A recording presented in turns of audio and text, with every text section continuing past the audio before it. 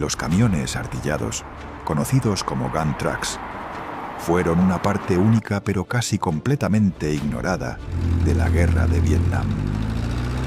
Estuvieron entre las unidades más emboscadas de todo el conflicto.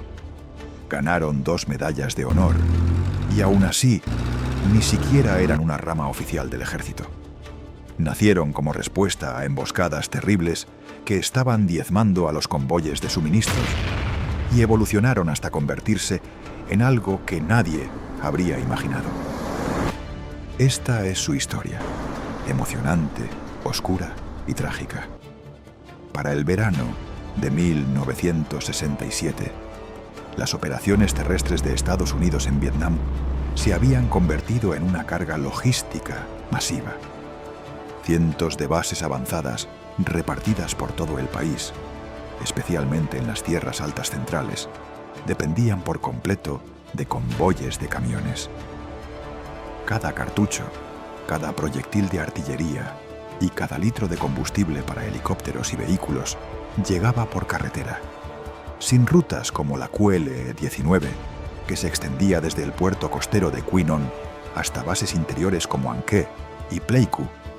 Toda la presencia militar estadounidense en la región se habría derrumbado. La caballería aérea era rápida, móvil, y daba a Estados Unidos una gran ventaja en el terreno selvático.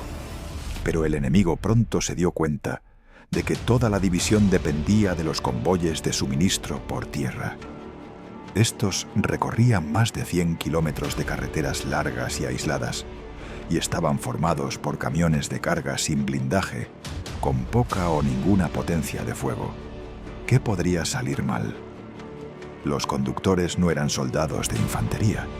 La mayoría eran jóvenes de 20 años, con apenas entrenamiento básico en armas y un fusil. La protección de los convoyes consistía normalmente en 2 o 3 jeeps con ametralladoras M60 montadas, además de las armas personales de los conductores. Por lo demás, eran blancos fáciles.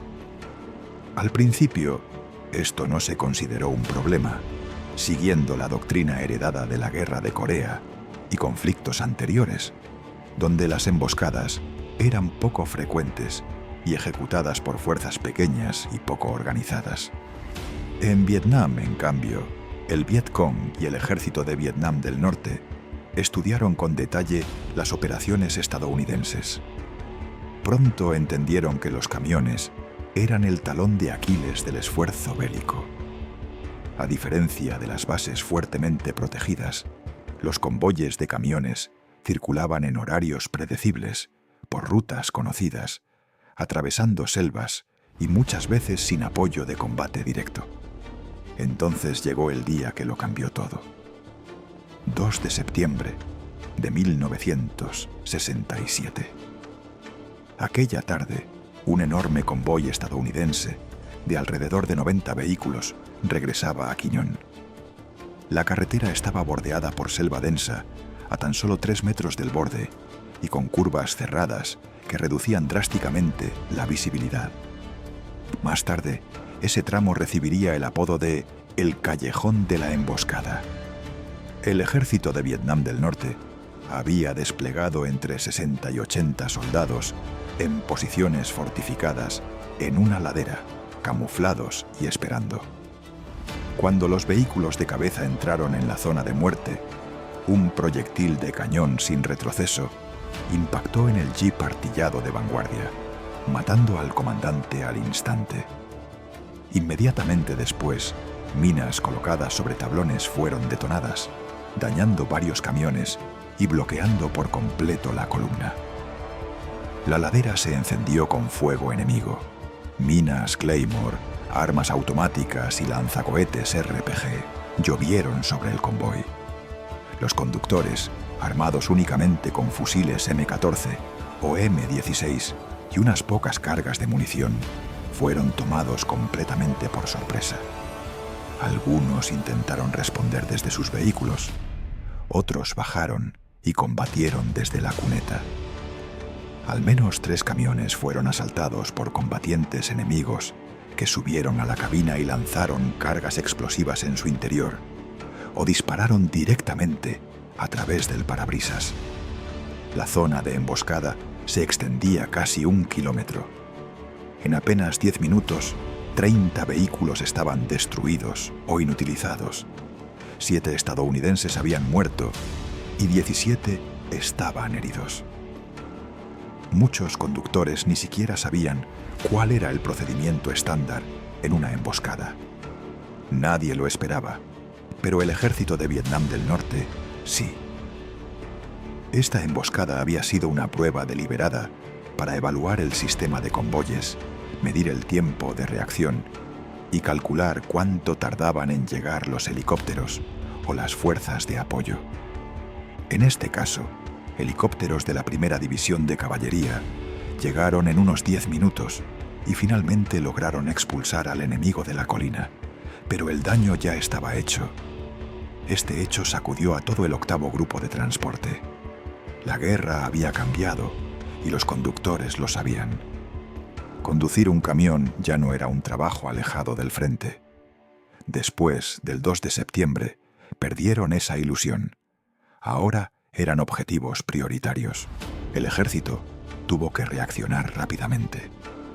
La policía militar incrementó las patrullas en ruta y se asignaron más puestos de control. Ingenieros trajeron topadoras para abrir carriles anchos junto a la carretera, eliminando la vegetación que podía ocultar emboscadas. Esto ayudó un poco, pero no era suficiente. Las carreteras eran demasiado largas, remotas e imposibles de asegurar en toda su extensión. Y el enemigo, maestro de la guerra de guerrillas, lo sabía bien. Para proteger a los convoyes, algo tenía que acompañar a los camiones, cargados a su mismo paso lento, incluso en colinas y curvas cerradas. Pero los tanques y vehículos blindados eran escasos y estaban comprometidos en el frente. Fue entonces cuando la verdadera solución empezó a tomar forma, en manos del personal del grupo de transporte y de sus jóvenes conductores, la mayoría de poco más de 20 años. Tomaron lo que tenían, camiones de carga de 2,5 toneladas, y trataron de convertirlos en unidades móviles de combate. Los recubrieron con sacos de arena y cajas de madera para protección, y montaron 1 o 2 ametralladoras disponibles. Intentaron escoltar así a los convoyes, pero la primera lluvia empapó los sacos de arena, que absorbieron agua como esponjas, sobrecargando la suspensión y provocando sobrecalentamientos. Ahí empezó el cambio al acero. Mecánicos e ingenieros en el campo comenzaron a cortar planchas de blindaje de vehículos destruidos, lanchas abandonadas o helicópteros derribados. No había uniformidad, pero usaban lo que encontraban, incluso si era tomado prestado, sin pedir permiso. Se cortaban y soldaban placas en la caja y los laterales, creando una especie de caja blindada. En el suelo, sacos, tablas o caucho protegían contra minas, una amenaza constante. La cabina, el motor, los tanques de combustible y los componentes vitales se blindaban tanto como fuera posible. Si un camión se detenía en la zona de emboscada, estaba perdido. Muy pronto, cada camión artillado se convirtió en una creación única, dependiendo de los materiales disponibles y la creatividad de la tripulación. Recibían un apodo pintado en el costado y un acabado negro para intimidar. El armamento inicial solía ser 1 o 2 ametralladoras M60, pero pronto llegaron las preferidas, las pesadas Browning, calibre 50. Ese fue solo el comienzo. Los camiones estaban listos para ser probados en combate, y sus tripulaciones no sabían qué esperar, pero pronto descubrirían que incluso podrían ganarse las más altas condecoraciones militares. Eran su única protección real frente a las emboscadas que se estaban multiplicando. No tardaron en entrar en acción. A finales de 1967, un convoy fue atacado con fuego automático y granadas. En la retaguardia, un camión artillado respondió de inmediato, avanzando para proteger a los vehículos de carga. Recibió varios impactos, pero su agresiva reacción obligó al enemigo a retirarse. La experiencia acumulada llevó a mejorar el blindaje con placas espaciadas para contrarrestar las cargas huecas de los RPG y la munición perforante. Eventualmente, recibieron placas estándar precortadas, evitando la necesidad de buscar chatarra. Los camiones de 2,5 toneladas fueron reemplazados por los más pesados M54 de 5 toneladas, capaces de soportar más blindaje y armamento sin sobrecalentarse en las colinas. Incluso se modificaron camiones volquete M51 y en un caso extremo se montó la carcasa blindada de un transporte de personal M113 en la caja de un camión, retirándole las orugas y el motor.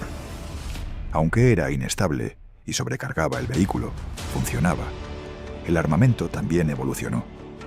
Múltiples M60s cubriendo cada ángulo, dobles o cuádruples, calibre 50, e incluso miniguns recuperadas de helicópteros.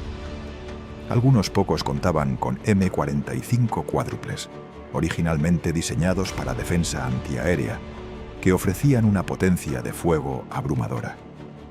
También llevaban lanzagranadas M79, granadas de mano, sus fusiles y abundante munición. El enemigo los apodó el aliento del dragón. Los camiones artillados se distribuían a lo largo del convoy, en la cabeza, en el centro y en la retaguardia. Al principio se creía que 1 por cada 10 camiones de carga era suficiente, pero la proporción cambió a 1 por cada 5, siempre que era posible. Cuando había una emboscada, los camiones de carga aceleraban para salir de la zona de muerte, mientras que los artillados se dirigían hacia el fuego para cubrirlos y rescatar a los heridos.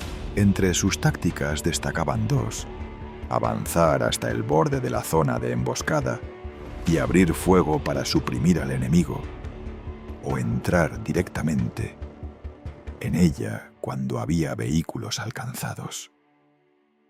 También se aplicaba el bumping. El camión artillado de cabeza se detenía en la zona de emboscada y disparaba hasta que el siguiente lo alcanzaba, permitiéndole continuar con el convoy sin dejar desprotegida la formación. Algunas de sus acciones se convirtieron en leyenda. El 23 de febrero de 1971, el camión artillado Brutus fue emboscado junto a 6 camiones cisterna. Resistió el ataque incluso tras recibir un impacto de cohete que mató a un tripulante e hirió a 2. Y cuando un soldado enemigo lanzó una granada dentro de la caja, el especialista Larry Dahl se arrojó sobre ella, sacrificando su vida para salvar a sus compañeros. Fue condecorado póstumamente con la Medalla de Honor. Otro caso fue el del 25 de agosto de 1968, protagonizado por el especialista William C.A., conductor de un convoy sin camiones artillados. Durante la emboscada, combatió cuerpo a cuerpo, devolvió 3 granadas enemigas antes de que explotaran, eliminó a varios atacantes y a un herido, organizó la defensa hasta que fue abatido por un francotirador, a solo 60 días de volver a casa. También recibió la Medalla de Honor póstumamente. Aunque los camiones artillados fueron desmantelados tras la guerra, el concepto no murió. Evolucionó en los modernos vehículos de protección de convoyes. Pero en Vietnam fueron nada menos que la línea vital de las fuerzas estadounidenses.